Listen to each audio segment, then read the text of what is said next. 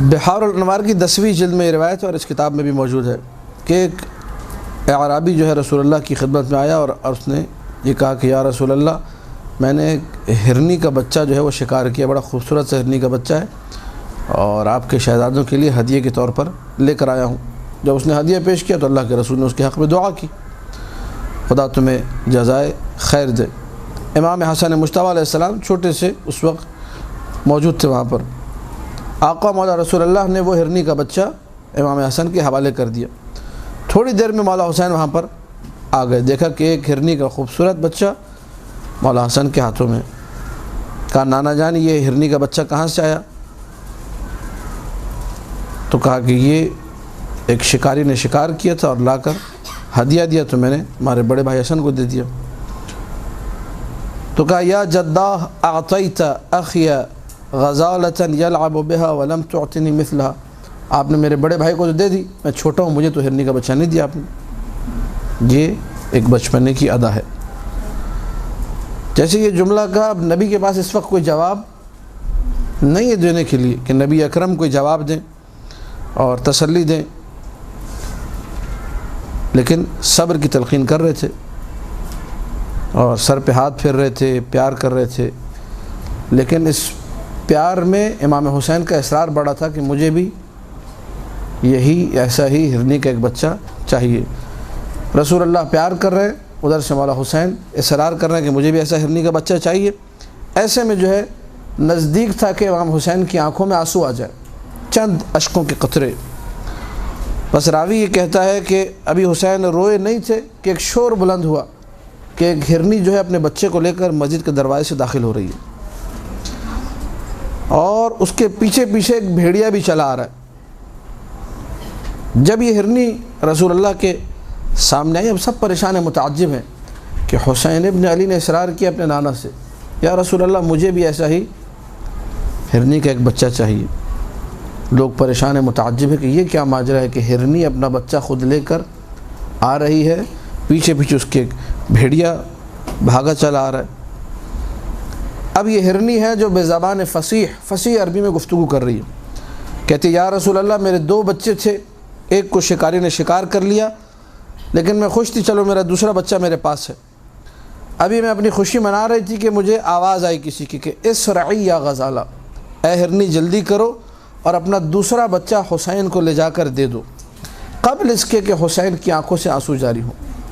اللہ کو ایک لمحے کے لیے منظور نہیں کہ حسین ابن علی کی آنکھوں سے آنسو جاری ہوں۔ اگر حسین روئیں گے تو سارے فرشتے گریہ کریں گے، اور اگر تم نے اپنے بچے کو لے جا کر نہیں دیا تو بھیڑیا تمہارے پیچھے، یہ تمہیں بھی چیر پھاڑ کے کھا جائے گا، بچے کو بھی کھا جائے گا، فوراً لے جاؤ۔ کہا یا رسول اللہ میں ہانپتی کانپتی دوڑتی ہوئی آئی ہوں تاکہ اپنے اس بچے کو حسین ابن علی کی خدمت میں پیش کر سکوں۔ حسین ابن علی کا گریہ اللہ کو پسند، ہرنی آ کر خود بے زبان فصیح بتا رہی ہے۔ اللہ کے رسول کو بھی حسین ابن علی کا گریہ پسند نہیں ہے۔ جامع طبرانی اہل سنت کی کتاب اس میں لکھا ہے کہ ایک دن جناب زہرا سلام اللہ علیہا کے گھر میں سے حسین ابن علی کی گریے کی آواز آئی۔ اللہ کے رسول مسجد جا رہے تھے، کہاں جا رہے تھے نہ معلوم، دروازے پر رک گئے اور کہا کہ یا فاطمہ اما تعلمی ان بکاءہ یؤذینی، فاطمہ تمہیں نہیں معلوم جب حسین روتا ہے تو میں تڑپتا ہوں، مجھے اذیت ہوتی ہے۔ حسین نہ رونے پائے، حسین ابن علی کا گریہ مجھے منظور نہیں ہے، مجھ سے برداشت نہیں ہوتا۔ یہی حسین ہے، یہ بچپنے کی ادائیں کو آپ کہیے، مظلومیت کہیے، گریہ کہیے، جب مادر گرامی دنیا سے جاتی ہیں جنازے کے کنارے کھڑے ہو گئے، جب تک اماں مجھے نہیں بلائیں گی میں نہیں جاؤں گا، جب تک میری ماں مجھے خود سے بلائیں گے نہیں میں نے آگے نہیں بڑھنا۔ بندے کفن ٹوٹے، جناب زہرا نے اپنے ہاتھوں کو نکالا، سسکیاں جنازے سے بلند ہوئی، جناب زہرا دوبارہ زندہ ہوئی حسین کی خاطر، حسین ابن علی کی خاطر۔ حسین کا گریہ، حسین کی ادائیں، حسین کی مظلومیت اللہ کو عزیز ہے، اس قدر عزیز ہے کہ وہ روح جو پیکر زہرا میں سے نکل چکی تھی اسے پلٹا دیا حسین کی خاطر۔ یہی حسین کربلا میں کہتے ہیں انا قتیل العبرات، میں وہ حسین ہوں جسے رولا رولا کے مارا گیا۔ صبح عاشور سے لے کر عصر عاشور تک ہر مقام پر حسین کو رلایا گیا ہے۔ پہلا شہید علی اکبر جب نانا کے لیے حسین تڑپتے تھے اکبر کی زیارت کیا کرتے تھے، لیکن جو ظلم ہوا ہے، جو ستم ہوا ہے، وہ عجیب ہے۔ ہمارے اور آپ کے اگر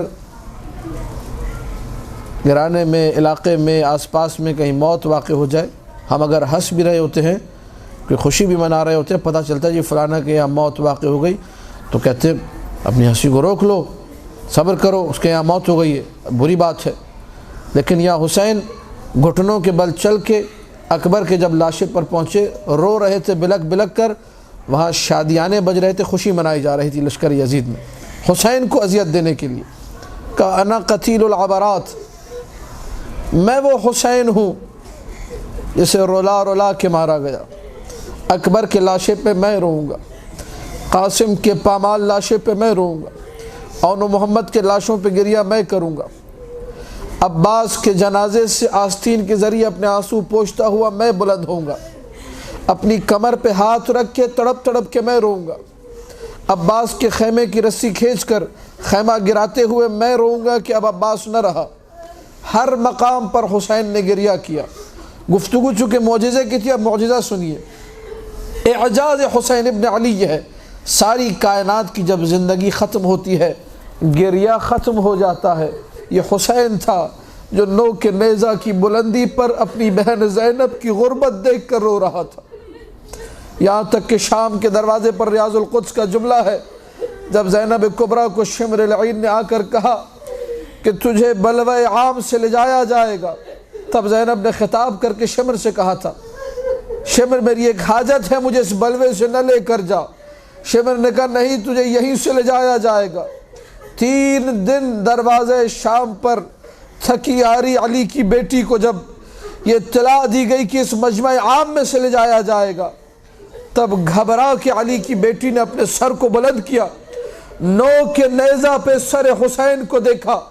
حسین کی آنکھوں سے آنسو بہ رہے تھے، گریہ کر رہے تھے حسین ابن علی۔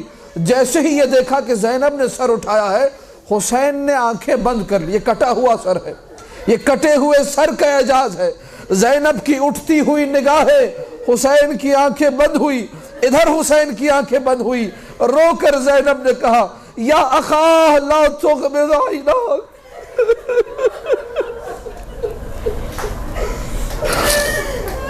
اے میرے بھائی اپنی آنکھوں کو بند نہ کر۔ انظر علینا ماذا فعل من العدو، ہماری غربت کا تماشا کر، دشمن نے کیسے عالم میں کھڑا کر دیا ہے۔ آج زینب کو جو اپنی ماں کی قبر میں بھی حسن و حسین و علی و عباس کے سہارے میں جایا کرتی تھی، رات میں جس کا سایہ کوئی نہ دیکھے علی شمع قبر پہ بجھا دیا کرتے تھے، آج وہ زینب مجمع عام۔